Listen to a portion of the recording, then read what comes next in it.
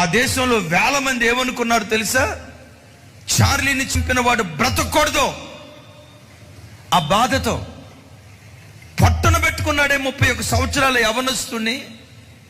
అరే చిన్న బిడ్డ, తండ్రి ముఖం ఎలా ఉంటుందో తెలియదు ఈ బిడ్డకి.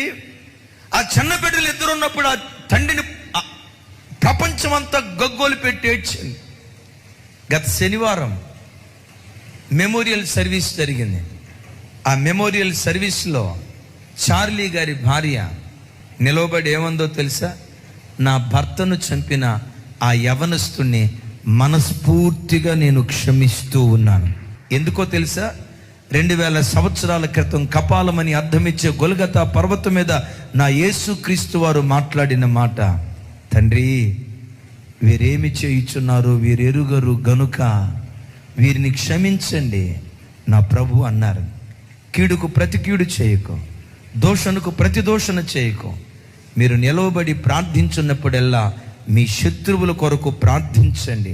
మా ప్రభు మాకు నేర్పిన దానిని బట్టి నా భర్తను చంపిన యవనస్తుని మనస్ఫూర్తిగా నేను క్షమిస్తూ ఉన్నాను.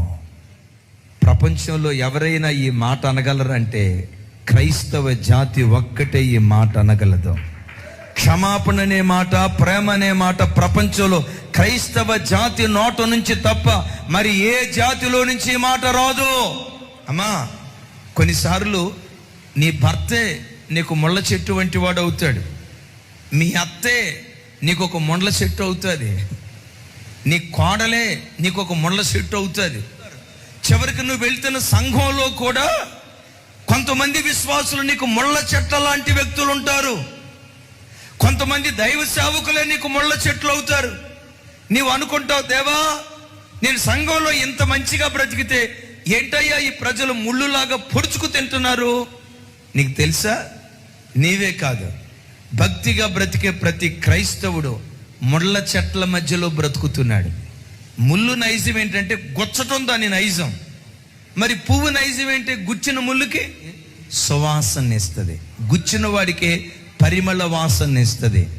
నీ అత్తే నిన్ను గొచ్చొచ్చు, నీ భర్తే నిన్ను గొచ్చొచ్చు, నీ భార్యే నిన్ను గొచ్చొచ్చు, నీ కన్న తల్లిదండ్రులే నిన్ను గొచ్చొచ్చు, కడుపున పుట్టిన పిల్లలే నిన్ను గొచ్చొచ్చు.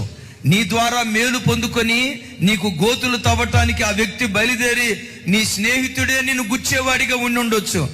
గొచ్చటం వాడి నైజం, గుచ్చిన వాడికి పరిమళ వాసన వెదజల్లటం ఒక క్రైస్తవుడి నైజమై ఉండును గాక.